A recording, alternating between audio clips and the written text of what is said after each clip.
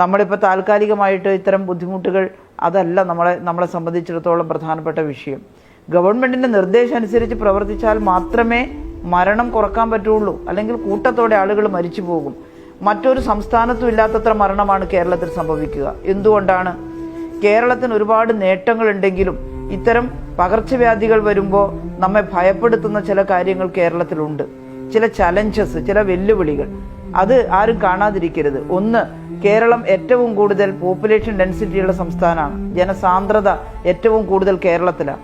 അതുകൊണ്ട് കേരളത്തിൽ രോഗവ്യാപനം ഉണ്ടാകുമ്പോൾ മറ്റൊരു സംസ്ഥാനത്തും ഇല്ലാത്തത്ര ആളുകളിലേക്ക് രോഗം എത്തിച്ചേരും. വലിയ തോതിൽ പോപ്പുലേഷൻ ഡെൻസിറ്റി കൂടുതലാണ് ഇവിടെ. രണ്ടാമത്തത്, കേരളത്തിലാണ് പ്രായമുള്ളവരുടെ എണ്ണം ഏറ്റവും കൂടുതൽ.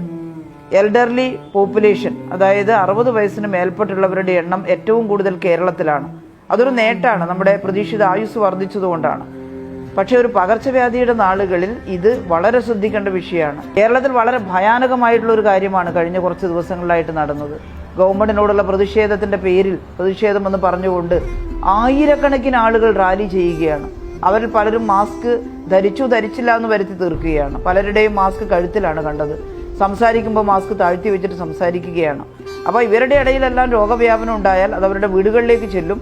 ആ വീടുകളിലുള്ളവർക്ക് രോഗവ്യാപനം ഉണ്ടായാൽ അതൊരു കൂട്ടത്തോടെ ക്ലസ്റ്ററുകളായിട്ട് മാറും. ഇനി ഇവരിൽ ആരെങ്കിലും ഏതെങ്കിലും ഔദ്യോഗിക പരിപാടികളിൽ പങ്കെടുക്കുകയാണെങ്കിൽ അവിടെയുള്ളവർക്ക് വരും.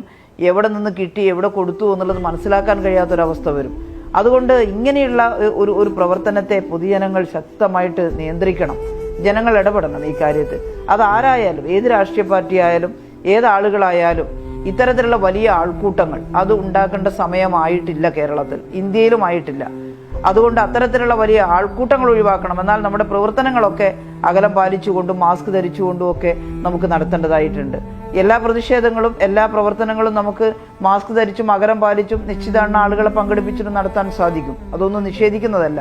പക്ഷെ ഇവിടെ ഇപ്പോൾ നടക്കുന്നത് ആരോഗ്യ വകുപ്പിന്റെ നിർദ്ദേശങ്ങളുടെ കർശനമായ ലംഘനമാണ്. അതുപോലെ ഡിസാസ്റ്റർ മാനേജ്മെന്റ് ആക്ട് അനുസരിച്ചും ഇപ്പോൾ നമ്മൾ പാസ്സാക്കിയിട്ടുള്ള എപ്പിഡമിക് ആക്ട് അനുസരിച്ചിട്ടും ഗുരുതരമായ ശിക്ഷ കൊടുക്കേണ്ടുന്ന വലിയ കുറ്റകൃത്യമാണ് ആളുകൾ ചെയ്തുകൊണ്ടിരിക്കുന്നത്. പക്ഷേ ആയിരക്കണക്കിന് ആളുകൾ ഇങ്ങനെ കുറ്റകൃത്യങ്ങൾ ചെയ്യുമ്പോൾ അവരെയൊക്കെ അറസ്റ്റ് ചെയ്തിട്ട് ഏത് ജയിലിൽ കൊണ്ടുപോയിടും. അവിടെയും പ്രശ്നമല്ലേ? ഒരുമിച്ച് ഇരുത്തുന്ന സമയത്ത് അവിടെയും ഈ പ്രശ്നം വരില്ലേ? അപ്പോൾ വലിയ ഒരു പ്രതിസന്ധി ഗവൺമെന്റിനുണ്ടാക്കുന്ന തരത്തിലുള്ള പ്രവർത്തനങ്ങൾ ഒരുപാട് ആളുകളുടെ ഭാഗത്തുനിന്നുണ്ടാകുന്നു. ഇനി അതിൻ്റെ ഭാഗമായിട്ട് ഉണ്ടാകുന്ന ഭവിഷ്യത്തുകൾ അത് എങ്ങനെയാണ് നേരിടുക എന്നുള്ളത് എല്ലാവരും ആലോചിക്കണം. ആരോഗ്യവകുപ്പും ഗവൺമെൻറ്റും മുഖ്യമന്ത്രിയുടെ നേതൃത്വത്തിലുള്ള ഗവൺമെൻറ്റും ഒരു ഗവൺമെൻറ്റിനെ കൊണ്ട് ചെയ്യാൻ കഴിയുന്ന മുഴുവൻ കാര്യങ്ങളും ചെയ്തിരിക്കുകയാണ്, അല്ലെങ്കിൽ ചെയ്തുകൊണ്ടിരിക്കുകയാണ്. അതിൻ്റെ ഫലമായിട്ട് തന്നെയാണ് ഇപ്പോഴും കേരളത്തിൻ്റെ മരണനിരക്ക് 0.45% നിർത്തുന്നത്. ബാക്കി എല്ലാ സ്ഥലത്തും 1% കൂടുതലാണ് മരണനിരക്ക്. മറ്റെല്ലാ സംസ്ഥാനങ്ങളിലുള്ള മരണസംഖ്യയും എല്ലാവരും പരിശോധിച്ച് നോക്കൂ. അവിടെയെല്ലാം വൻതോതിലാണ് മരണം നടക്കുന്നത്. ഇവിടെ സാഹസികമായി ജനങ്ങളെ മരണത്തിന് വിട്ടുകൊടുക്കില്ല. മറ്റെവിടെയെങ്കിലും മരിക്കുമ്പോൾ നമുക്കതൊരു പ്രശ്നമല്ലാത്ത പോലെ ചിലർ പെരുമാറുന്നത്. എന്നാൽ അവനവൻ്റെ വീട്ടിൽ അവനവൻ്റെ ബന്ധുക്കൾ, അവനവൻ്റെ അച്ഛൻ, അമ്മ, മക്കൾ അവരെല്ലാം മരിക്കാനിടയാകുമ്പോൾ എന്തായിരിക്കും നമ്മുടെ വികാരം? ആർക്കും വരാമല്ലോ. ഈ പറയുന്ന എനിക്ക് വരാം, അതുപോലെ തന്നെ കേട്ടിരിക്കുന്ന നമ്മളിൽ ആർക്കെങ്കിലും വരാം. വരാതിരിക്കാനല്ലേ ഈ പാടുപെടുന്നത്. അപ്പോൾ ബാക്കി എല്ലാം മറന്ന് ഒരു ജനത ഈ മഹാമാരിയിൽ നിന്ന് രക്ഷപ്പെടാനുള്ള പ്രവർത്തനങ്ങളിൽ മാത്രം കേന്ദ്രീകരിക്കേണ്ട ഒരു സമയമാണിത്. മറ്റെല്ലാം നമുക്ക് പറയാൻ അവസരമുണ്ട്, പിന്നെയുണ്ട്. ബാക്കി എന്തായാലും നമ്മൾ ആദ്യം ഇതിനൊരു വാക്സിൻ കണ്ടുപിടിച്ച് നമ്മുടെ സമൂഹത്തിൽ എത്തുന്നത് വരെ നമ്മുടെ ബന്ധുക്കളെ, നമ്മുടെ സുഹൃത്തുക്കളെ, നമ്മളെ തന്നെ മരണത്തിൽ നിന്ന് രക്ഷിക്കുന്നതിനുള്ള ഒരു വലിയ പ്രവർത്തനത്തിൽ കൂട്ടായിട്ട് എല്ലാം മറന്ന് സഹകരിക്കേണ്ടുന്ന ഒരു ഘട്ടമാണ്. ഇതിങ്ങനെ പറഞ്ഞാലും എല്ലാവരും മറന്ന് സഹകരിക്കാൻ വരുന്നൊന്നും എനിക്ക് തോന്നുന്നില്ല. പക്ഷേ കുറേ പേര് സഹകരിക്കുന്നുണ്ട്. ഗ്രാമീണ തലത്തിൽ കക്ഷി രാഷ്ട്രീയ വ്യത്യാസമില്ലാതെ, ജാതി മത വ്യത്യാസമില്ലാതെ അവരുടെ വാർഡ് സമിതികളെ സജീവമാക്കി, അവരുടെ ആശുപത്രികളെ സജീവമാക്കി അവർ പ്രവർത്തിക്കുന്നുണ്ട്. ആ നല്ലവരായ നാട്ടുകാരോട് പറയുകയാണ്, ദയവ് ചെയ്ത് ഇത്തരത്തിലുള്ള ആൾക്കൂട്ടങ്ങളും ഈ അനുസരണക്കേടും കാണിക്കരുത്. നമുക്ക് നമ്മുടെ നാട്ടിലെ ജനങ്ങളെ രക്ഷിച്ചേ മതിയാവും. ഇത് 1ാം സ്ഥാനം കിട്ടാനും മേനി പറയാനൊന്നുമല്ല. ചിലർ അങ്ങനത്തെ ചില കമൻറ്റുകളൊക്കെ പറയുമ്പോഴാണ് ഏറെ സങ്കടം തോന്നുന്നത്. ആർക്കും 1ാം സ്ഥാനമൊന്നും വേണ്ട, അതാരെങ്കിലും എടുത്തോളൂ, അതൊന്നും വേണ്ട. ഇവിടെ മനുഷ്യരുടെ ജീവൻ രക്ഷിക്കണം നമുക്ക്, ഇല്ലേ? നമുക്ക് നമ്മളാൽ സാധിക്കുന്നത് ലോകത്തിന് കാണിച്ചു കൊടുക്കണം. ഇങ്ങനെ ജനങ്ങൾ ഒറ്റക്കെട്ടായി ഇങ്ങനെ വിശ്രമമില്ലാതെ പ്രവർത്തിച്ചാൽ നിങ്ങൾക്ക് ജനങ്ങളെ രക്ഷിക്കാൻ കഴിയുമെന്ന് ആരെങ്കിലും കാണിച്ചു കൊടുക്കണ്ടേ? അത് നമുക്ക് കാണിച്ചു കൊടുക്കും വേണം. അതുപോലെ ഇവിടുത്തെ ആളുകളുടെ ജീവൻ രക്ഷിക്കണം. 1ാം സ്ഥാനവും വേണ്ട, 2ാം സ്ഥാനവും വേണ്ട. അതിലൊന്നും യാതൊരു കാര്യമില്ല. അതെല്ലാം ഇന്ന് വരും, നാളെ പോകും. അതുകൊണ്ട് കോവിഡിൻ്റെ ഏറ്റവും പ്രധാനപ്പെട്ട ഒരു ഘട്ടമാണ് കോവിഡ് വ്യാപനത്തിൻ്റെത് വരാനിരിക്കുന്നത്.